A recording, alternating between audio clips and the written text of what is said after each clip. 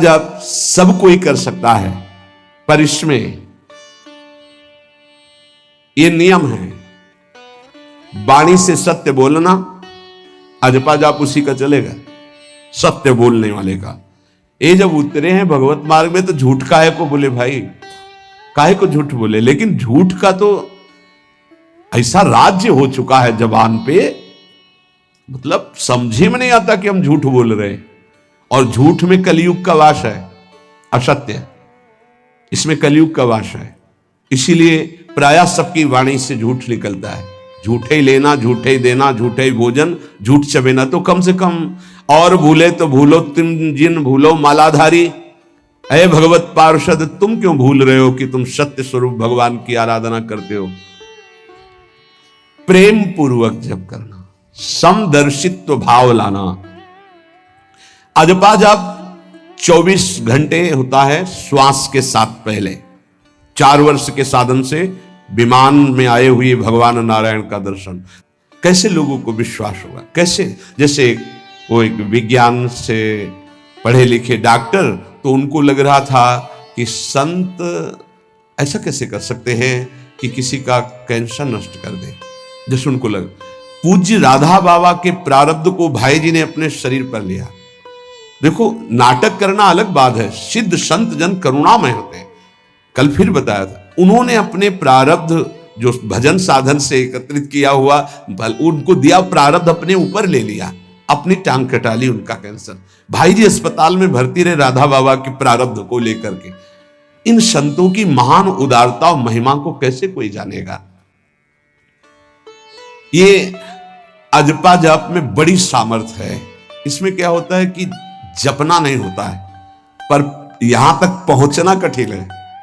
पीछे बताया गया था कि इतने समय तक अगर आप वैखरी से भजन करें, परसों ही शायद चर्चा हुई थी, फिर आपके कंठ से चलने लगेगा, फिर आपके हृदय से चलने लगेगा, फिर नाभि से चलने लगेगा।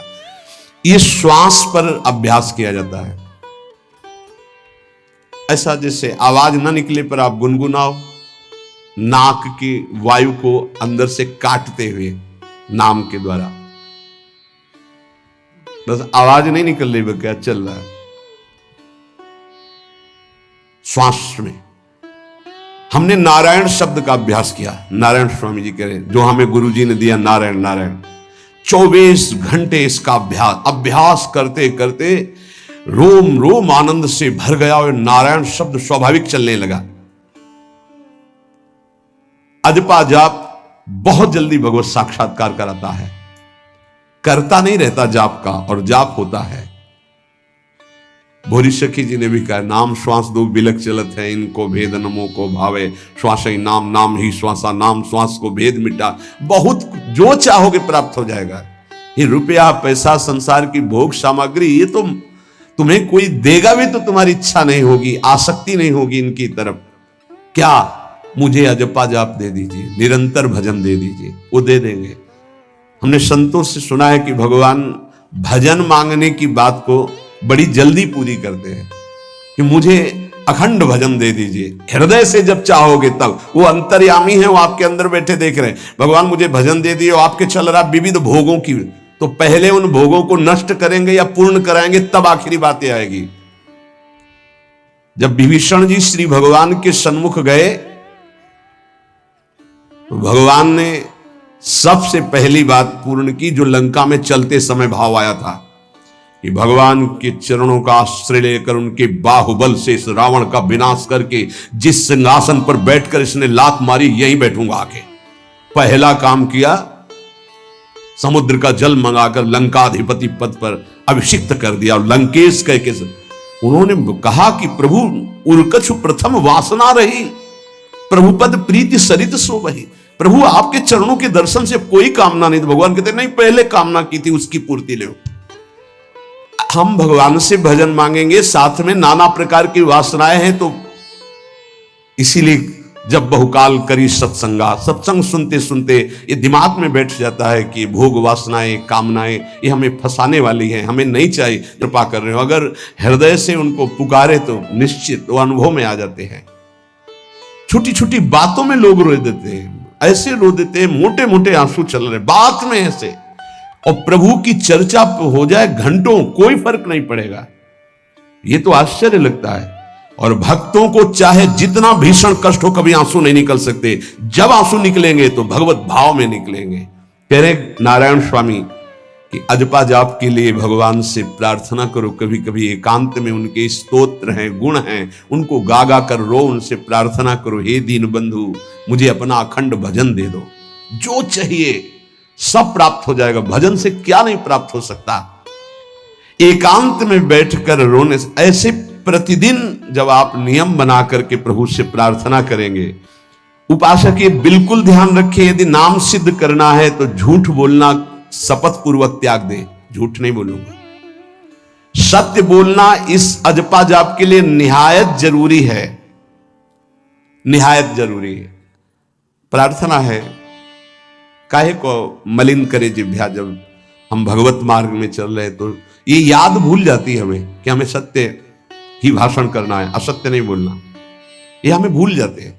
क्यों भूल जाते हैं? क्योंकि माया का ऐसा प्रभाव। अगर हम भजन के प्रेमी हैं, भजन बढ़ाना चाहते हैं, तो हम झूठ क्यों बोले? सारे जगत में जो भी तुम्हारे सामने आवे, दृष्टि से उसको जरूर देखकर एक बार प्रणाम करो, मेरे प्रभु इस जीव जंतु के रूप में, जड़ के रूप में, चैतन्य के रूप में। इससे तुम्हारे हृदय में पवित्रता बढ़ेगी, अजपा जाप चलने में सहायक होगा। सत्य बोलना, भगवान से एकांत में रोकर प्रार्थना करना, सबके प्रति भगवत भाव रखकर प्रणाम करना, जिससे तुम्हारा कहीं दोष दर्शन नहीं होगा। किसी के मन को दुखाने वाली कभी बात न कहे, किसी को दुर्वचन न कहे, किसी का वैर भाव अपने हृदय में स्वीकार न करे। ये साधन मैंने स्वयं किया है नारायण की कृपा से। इस दास को वेदांत का भी पूरा ज्ञान है और भक्ति मार्ग का भी, दोनों का आखिरी भाव समदर्शिता है, चाहे भक्ति से चाहे ज्ञान से। सब में ब्रह्म देखना, सब में वासुदेव देखना, सब में इष्ट देखना। भक्ति विषय में भजन और ज्ञान विषय में नारायण, ये दोनों बात भक्त में होनी चाहिए। भक्ति का प्रथम और अंतिम विश्राम भजन, हर समय भजन चलना, और आंतरिक ज्ञान का विषय सब में हमारे इष्ट देव। ये दो बातें जरूर होनी चाहिए परिपक्व भजनानंदी होने के लिए। अगर भगवान की प्राप्ति करनी है तो ये दो बातें बड़ी जोर की है। भजन निरंतर, और जिसके भी सानिध्य में आए उसमें भगवत भाव करना। मेरे नारायण ने मुझसे कहा, वो फरमाया कि उनके पीछे पीछे मैं चलता हूं जो मेरे ऐसे भजन करने वाले भक्त होते हैं। और श्री कृष्ण चंद्र जी ने दयालुता में भागवत में कहा, अनुब्रजाम में हम नित्यम पूयत्यंगुरेण भी। मुझे बहुत रोना आता है बात सुनकर के कि दास की चरण रज के लिए स्वामी पीछे पीछे डोलता है। शांतम, हर द्वंद्व की प्रहार स्थिति में वो शांत रहते, विचलित नहीं होते। निर्वैरम, कोई उनसे वैर करे तो भी वो उससे वैर नहीं करते। और समदर्शी, सब में अपने इष्ट को देखते। ऐसे संतों के पीछे में, भगवान कहते, उनकी चरण रज लेने के लिए हर समय पीछे पीछे रहता हूं। इसलिए किसी भी जीव को कष्ट नहीं पहुंचाना है। गर्दन झुका करके रास्ते में चलना सीखो कि नीचे कोई जीव तो नहीं दब रहा हमारे पैर से। शरीर को सावधानी पूर्वक, किसी को दुख ना पहुंच जाए मेरे शरीर से। वाणी को संभाल कर, किसी के हृदय में बाग बाण ना लग जाए, वाणी का बाण ना लग जाए। बाहर का प्रहार तो सहा जाता है, लेकिन जब हृदय में शब्द चुभता है वचनों का, ये बाण खरकता रहता है। किसी भी जीव को कभी मारना नहीं, वो तुम्हें नुकसान नहीं पहुंचाएगा। गीता वाटिका में सांप निकला, फण वाला कोबरा। राधा बाबा ने कहा, देखो अभी केवल हमने देखा है, अगर और लोग देखेंगे तो आपको पीड़ा पहुंचा सकते हैं। इसलिए एक लकड़ी उठाई और कहा, मैं रास्ता बना रहा हूं, आप इधर से चले जाओ। ऐसे किया सांप ने। सब में भगवान है। अगर हम भगवत भाव करते हैं तो निश्चित वहां से कोई विरोध नहीं होगा। जब हम भगवत भाव करते तो सर्वात्मा भगवान वहां विराजमान, कैसे आक्रमण करेंगे? जैसे रत्नावती जी के लिए माधव सिंह ने जंगली शेर पिंजड़े में बंधवा कर वहां लाए और ऊपर से बालकनी से पिंजड़े का ऐसे खींच दिया गया, शेर बाहर निकला दहाड़ता हुआ। और वो पूजा में थी ठाकुर जी के, संतशाला में बहुत से संत विराजमान थे। दासी ने कहा महारानी सावधान, सिंह। आरती करने जा रही थी, मुड़ी और कहा नहीं सिंह नहीं, नृसिंह, हमारे भगवान नृसिंह देव पधारे। और थाल लेकर मुड़ी तो जैसे सीधी गाय ऐसे खड़े हो गए, तिलक लगाया, आरती की, प्रणाम किया। सिंह घूमा और छलांग मारी ऊपर, जो बालकनी में राजा के पार्षद उसको बंदी बना करके लाए, सबको फाड़ और जंगल में। किसी संत को, रत्नावती जी को या किसी को वहां कोई क्षति नहीं, लेकिन जो उनकी क्षति के लिए लाए थे उनके लिए वो सिंह, इनके लिए वो भगवान नरसिंह। आप सभी को राधे राधे, जय श्री राधे। तो इस वीडियो में महाराज जी ने भगवत प्राप्ति के कुछ मार्ग बताए हैं जिससे हमें अवश्य भगवत प्राप्ति होगी, और नाम जाप को लेकर के विधि क्या है ये भी महाराज जी ने बताया। तो नाम जाप में हमें कभी झूठ नहीं बोलनी है, भगवान को हमेशा हर टाइम स्मरण करना है, उनका नाम जाप करते रहना है। और भगवान से हमें ये भी प्रार्थना करना है कि भगवान हमें आप पूरे 24 घंटा का ऐसा मतलब आशीर्वाद दे कि हम 24 घंटा आपका कीर्तन करें। तो भगवान से आप ऐसे वैसा चीज़ मांगेंगे तो थोड़ा वो लेट करते हैं, लेकिन हाँ ये चीज़ बोलेंगे तो वो तुरंत से सुनते हैं। महाराज जी ने ये बात बताया कि ये बात वो तुरंत से सुनते हैं और वो आशीर्वाद देते हैं कि आप उनकी भक्ति में और भी डूब जाएं।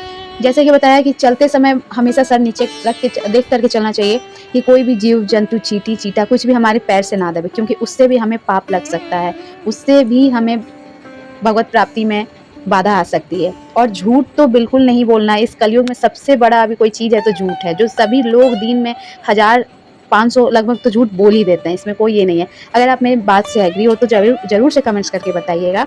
और रही बात, तो हमें अपने वाणी से किसी के दिल को ठेस नहीं पहुंचाना है। ऐसा कुछ आप सब ना बोले कि आपकी वजह से किसी को बुरा लगे, वो रोए या फिर उसको पीड़ा हो। तो ये चीज़ भी ध्यान रखते हुए नाम जाप करनी है। और रही बात, तो झूठ नहीं बोलना है, गलत संगति में नहीं पड़नी है। यही सब चीज़ हमें कुछ थोड़ी बहुत चीज़ हमें थोड़ी मैनेज करनी है, जिससे हमें भगवान दर्शन देंगे। हमने इस जीवन में अगर भगवत प्राप्ति नहीं की तो फिर हमारे इस जीवन का फ़ायदा नहीं है। इसलिए कोशिश करना है कि हमें इस युग में भगवत प्राप्ति हो जाए। आप एक ठान लो कि हाँ इस युग में हमें भगवान की प्राप्ति करनी है, भगवत प्राप्ति करनी है, तो फिर जरूरी होगी थोड़ा सा बस मैनेज करना है। चलिए मिलते हैं आप लोगों से नेक्स्ट वीडियो में। आप सभी को राधे राधे, जय श्री राधे। वीडियो अच्छी लगी हो तो कमेंट्स में राधे राधे जरूर लिख दीजिएगा।